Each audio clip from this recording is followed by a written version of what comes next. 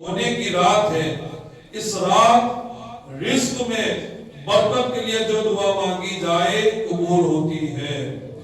شعب الایمان میں حدیث پاک ہے، اللہ کے نبی صلی اللہ تعالیٰ علیہ وآلہ وسلم نے فرمایا 15 شعبان کی رات یعنی شب برات کو ایک پکارنے والا پکارتا ہے، کوئی مغفرت چاہنے والا کہ اس کی مغفرت کی جائے، ہے کوئی مانگنے والا کہ اسے دیا جائے.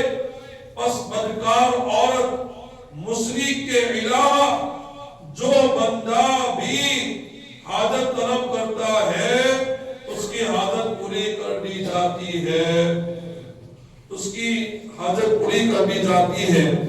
شب برات کی 5 خصوصیات امام فخر الدین رازی رحمت اللہ تعالی علیہ آپ کی بے مثال تفسیر، جس کو تفسیر رازی بھی کہتے ہیں، تفسیر کبیر بھی کہتے ہیں، امام فخر الدین رازی رحمت اللہ تعالی علیہ آپ لکھتے ہیں شب برات کی 5 خصوصیات ہیں. نمبر 1، اس رات ہر حکمت والا کام بانٹ دیا جاتا ہے. مثلا آئندہ سال کسے کتنی روزی دی جائے گی، آئندہ سال کون خوش نصیب حج کرے گا، آئندہ سال کون مرے گا، کون زندہ رہے گا، وغیرہ وغیرہ سب کچھ فرشتوں کو بتا کر اس کام پر ان کی ڈیوٹی لگا دی جاتی ہے. یہ پہلی خصوصیت کہ اس رات حکمت والے کام بانٹ دیے جاتے ہیں. یہ بھی ہے اس دن اس رات متعین ہوتے ہیں اور شب قدر میں سونپے جاتے ہیں فرشتوں کو، یہ بھی بات ملتی ہے. اور دوسری خصوصیت یہ ہے اس رات میں عبادت کی خصوصی فضائل ہے. مثلا اللہ پاک کے آخری نبی، اللہ کے پیارے نبی صلی اللہ تعالیٰ علیہ وآلہ وسلم نے فرمایا جو بندہ شب برات میں 100 رکعت نوافل پڑھے اللہ اس کے پاس 100 فرشتے بھیجتا ہے، ان میں سے 30 فرشتے اسے جنت کی بشارت دیتے ہیں، 30 فرشتے اسے جہنم سے آزادی کی خوشخبری سناتے ہیں، اور 30 فرشتے اسے دنیاوی آفت سے بچاتے ہیں، اور 10 فرشتے اس کی شیطان سے حفاظت کرتے ہیں. آپ غور کریں کتنی فضیلت والی یہ رات ہے کہ 100 فرشتے میں عطا کیے جاتے ہیں، 30 تمہیں جنت کا مژدہ سناتے ہیں، 30 جہنم سے بچاتے ہیں، 30 دنیاوی آفت سے بچاتے ہیں، اور 10 شیطانی چکروں سے تمہیں بچاتے ہیں. تیسری بات امام راضی فرماتے ہیں، امام راضی نے اس رات کی تیسری خصوصیت یہ ارشاد فرمائی نزول الرحمہ، یعنی اس رات اللہ پاک کی رحمتیں چھماچھم برستی ہے، بہت رحمتیں برستی ہے. چوتھی بات اس رات امت مسلمہ کی بخشش کر کے انہیں جہنم سے آزادی عطا کی جاتی ہے. اور 5ویں بات یہ ہے کہ شب برات کی پاکی خصوصیت یہ ہے کہ اس رات میں ہمارے پیارے آقا صلی اللہ تعالی علیہ وآلہ وسلم کا منصب شفاعت مکمل ہوا. روایت کے مطابق ہمارے پیارے آقا صلی اللہ علیہ وسلم نے شعبان شریف کی 13ویں رات اللہ کی بارگاہ میں سوال کیا. آپ کو 1/3 امت آپ کے سپرد کر دی گئی، پھر آپ نے شعبان کی 14ویں رات سوال کیا تو 2/3 امت آپ کے حوالے کر دی گئی. پھر آپ صلی اللہ علیہ وسلم نے 15ویں شعبان 15ویں رات کو اللہ کی بارگاہ میں سوال کیا تو آپ کی ساری امت کو آپ کے سپرد کر دیا گیا، آپ کو سونپ دیا گیا. حضرات محترم، اللہ ہمیں شب برات تک پہنچنا نصیب فرمائے اور اس مقدس رات میں عبادت کرنا بھی نصیب کرے، اور اس رات کی برکت سے ہماری بخشش و مغفرت بھی فرمائے. میں نے قرآن پاک کی آیت کریمہ ظہر الفساد فی البر والبحر بما کسبت ایدی الناس یہ کلمہ پڑھی ہے.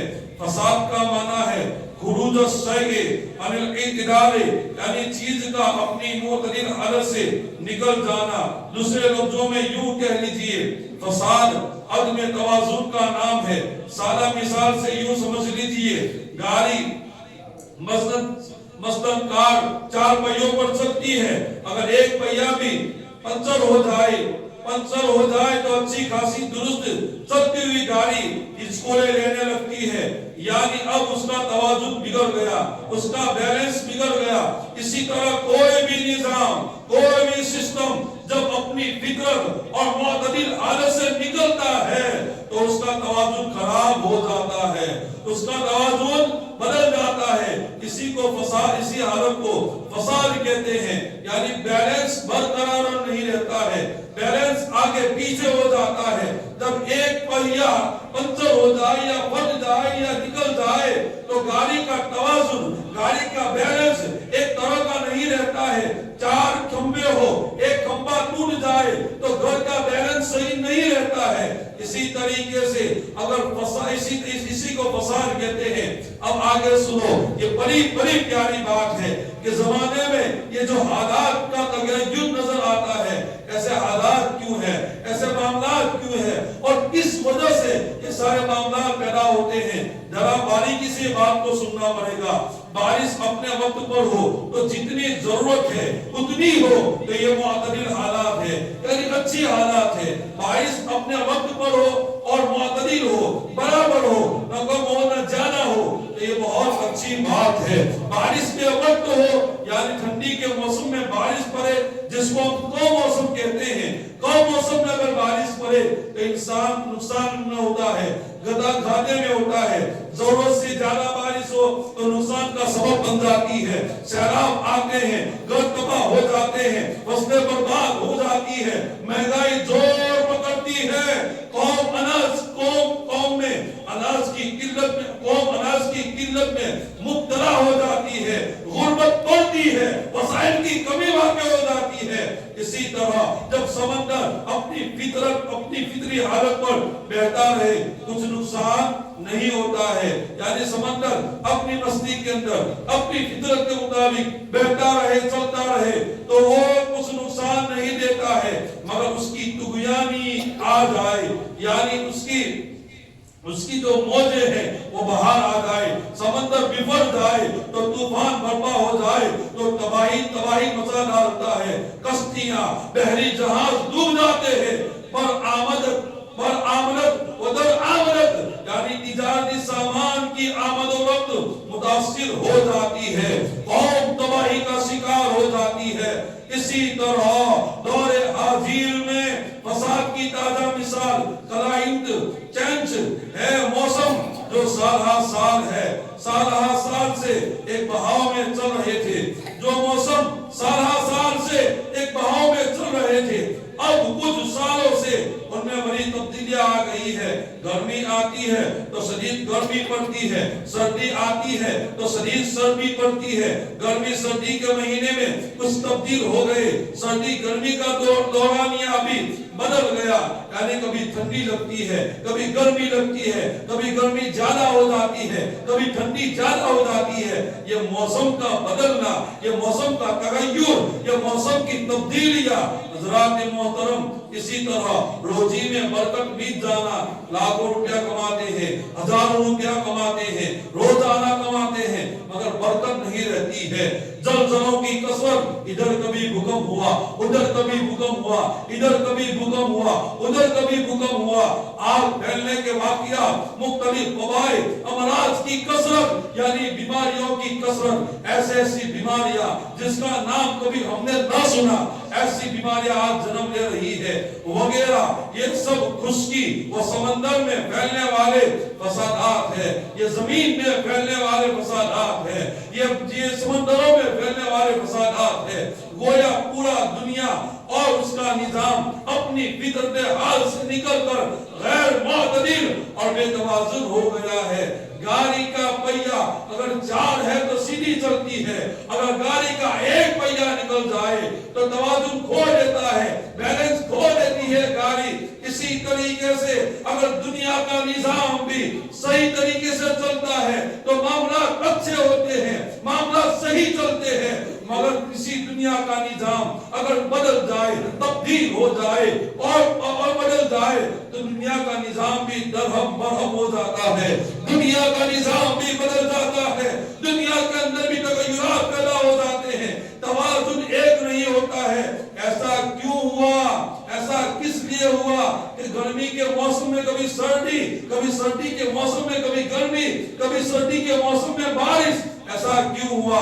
اللہ پاک کہتا ہے بما کسبت ایدی الناس، ان برائیوں کی وجہ سے جو لوگوں نے اپنے ہاتھوں سے کمائی ہے، جو لوگوں نے اپنے ہاتھوں سے کمائی ہے، گناہ کر کے جو ہم نے کمایا ہے، گناہ کر کے ہم نے جو کمایا ہے، اسی کی نحوست ہے، اسی کے سارے اسی کے معاملات ہے کہ دنیا کا نظام بھی درہم برہم ہو گیا، دنیا کے معاملات بھی درہم برہم ہو گئے۔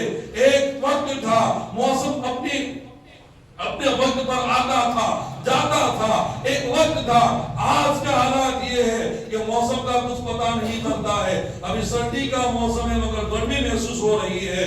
بما کسبت ایدی الناس، ان برائیوں کی وجہ سے جو لوگوں نے لوگوں کے ہاتھوں نے کمائی ہے۔ اللہ اکبر، غور فرمائیے، گناہ کا اثر دیکھیے کتنی دور تک جا رہا ہے۔ ہمارے یہاں لوگ سمجھتے ہیں بلکہ کہتے بھی سنائی دیتے ہیں، مثلا کوئی کہتا ہے میں نماز نہیں پڑھتا، تمہیں کیا ہے؟ کیا میری قبر میں سونے آنا ہے؟ میری قبر کا معاملہ میرے ذمے کے اوپر ہے۔ لوگ یہ جملہ بولتے ہیں، کوئی کہے گا میں سود کھاتا ہوں، میں بیاج کھاتا ہوں، تمہیں کیا فکر ہے؟ میری قبر میں تجھے آنا ہے، میری قبر میں تجھے آنا ہے۔ اس طریقے سے لوگ بات کرتے ہیں، لوگ رشوت کھاتے ہیں، لوگ لوگوں کا حق دبا لیتے ہیں، لوگ نہ جانے کیسے کیسے فن میں سے اپنے کاروبار کو اور اپنے گھر بار کو چلا رہے ہیں۔ جب انہیں کہا جاتا ہے اللہ کا خوف کرو، اللہ سے ڈرو، وہ کہتے ہیں تمہیں کیا ہے؟ مجھے حساب دینا ہے، مجھے سارے معاملات دیکھنے ہیں، میری قبر میں مجھے جانا ہے، جو مرضی کروں، جیسی مرضی جیوں، جسے جی میں آئے زندگی گزارو، جیسے جی میں آئے زندگی گزارو۔ بہت سے لوگ تو کہتے ہیں یہ 4 دن کی زندگانی ہے، جو عیش کرنا ہے وہ کر لو، جتنا یہ عیش و عشرت کرنا ہے کر لو۔ پھر کس نے دیکھا ہے؟ اللہ اکبر، نہیں، ایسا نہیں۔ گناہ کا اثر ایک فرد تک نہیں رہتا ہے، ایک آدمی تک نہیں رہتا ہے، ایک انسان تک نہیں رہتا ہے۔ ایسا نہیں ہے کہ ایک بندہ گناہ کر رہا ہے، ایسا نہیں ہے کہ ایک بندہ گناہ کر رہا ہے تو اس کا اثر صرف اسی تک محدود رہتا ہے۔ ایسا نہیں ہے میں گناہ کروں اور میرے تک ہی اثر باقی رہے، ایسا نہیں ہے۔ نہیں، ایک گھر میں آگ لگتی ہے تو آس پاس کے گھروں کو بھی جلسہ دیتی ہے، اسی طرح گناہ کا اثر، اس کی تپیس بھی دور دور تک پہنچتی ہے، دور دور تک جاتی ہے۔ تمہارا ایک گناہ نہ جانے کتنوں کو برباد کر کے رکھ دیتا ہے، تمہارا ایک گناہ نہ جانے کتنوں کو اثر انداز کر کے رکھ دیتا ہے۔ آپ یہ سمجھتے ہیں میں گنہگار ہوں، میں نے گناہ کیا ہے، دوسروں کو کوئی اثر نہیں ہوگا، ایسا نہیں ہے، یہ ہماری غلط فہمی ہے۔ اسی طرح گناہ کا اثر، اس کی تفیض بھی دور دور تک پہنچتی ہے، یہاں تک کہ جب معاشرے میں گناہ زیادہ پھیل جائے تو اس کی نحوست سے پوری کائنات کا توازن ہی بگڑ جاتا ہے، پوری کائنات کا توازن بگڑ جاتا ہے، پوری دنیا کا نظام، پوری دنیا کا بیلنس ادھر سے ادھر ہو جاتا ہے۔ ایک بندہ اگر گناہ کرتا ہے تو نہ جانے اس پر کتنے لوگ آ جاتے ہیں، تو سارے ہی لوگ گناہ کرے تو دنیا کا نظام بھی درہم برہم ہو جاتا ہے، دنیا کا نظام بھی تبدیل ہو جاتا ہے۔ اسی وجہ سے ہے کہ آج جو ہمیں دیکھنے کو ملتا ہے جو پہلے نہیں تھا، ہماری گناہوں کی وجہ سے، بما کسبت ایدی الناس، ان برائیوں کی وجہ سے جو لوگوں نے اپنے ہاتھوں سے کمائی ہے۔ اللہ اکبر، آپ سوچیں اسی طرح گناہ کا اثر، اس کی تپیس بھی دور دور تک پہنچتی ہے، یہاں تک کہ جب معاشرے میں گناہ زیادہ پھیل جائے تو اس کی نحوست سے پوری دنیا کا توازن ہی بگڑ جاتا ہے۔ کیا زمین، کیا سمندر، کیا خشکی، کیا دری، گناہوں کی نحوست پورے نظام پر اثر انداز ہوتی ہے، پورے نظام پر اثر انداز ہوتی ہے۔ اس لیے اپنے آپ کو گناہوں سے بچاؤ، اس لیے اللہ کی زمین کو گناہوں سے بچاؤ، اس لیے اللہ کے آسمان کے نیچے اپنے آپ کو گناہوں سے بچاؤ، اس لیے اپنے گھروں میں رہ کر بھی گناہوں سے اپنے آپ کو بچاؤ، ہر جگہ اپنے آپ کو گناہوں سے بچاؤ، ورنہ یہ گناہ کی نحوست تمہیں بھی برباد کر دے گی اور دنیا کے نظام کو بھی برہم درہم کر دے گی، درہم برہم کر دے گی۔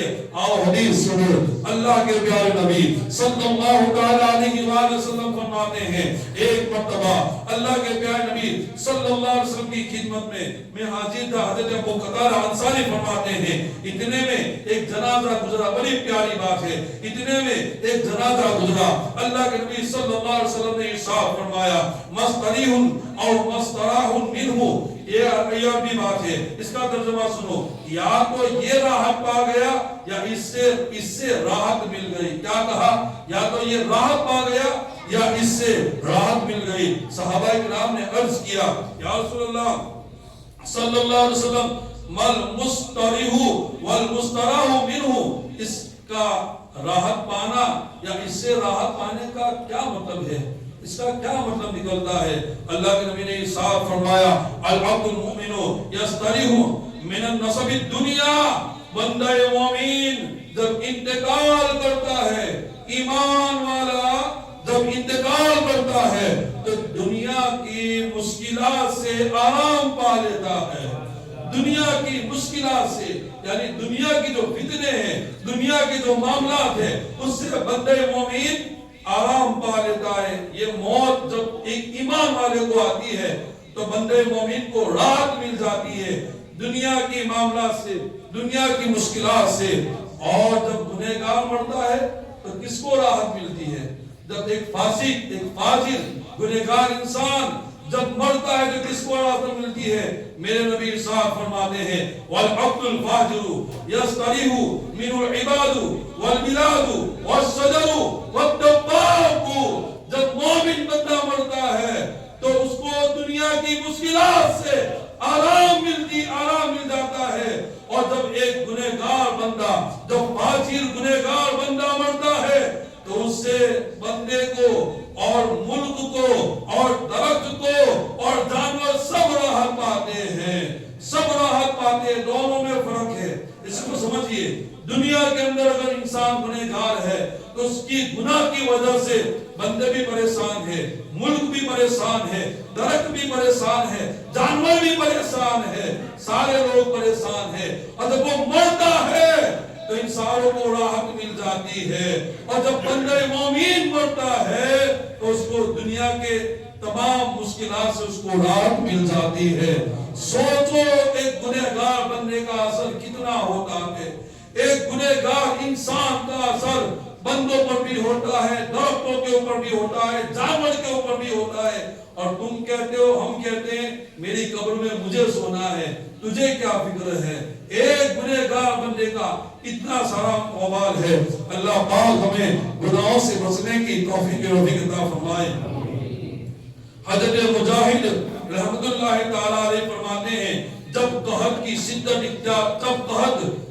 اختیار کر لیتا ہے، یعنی جب دکان بہت زیادہ ہو جاتا ہے، جب قحط شدت اختیار کر لیتا ہے، بارشیں رک جاتی ہے تو جانور نافرمانوں پر لعنت بھیجتے ہیں۔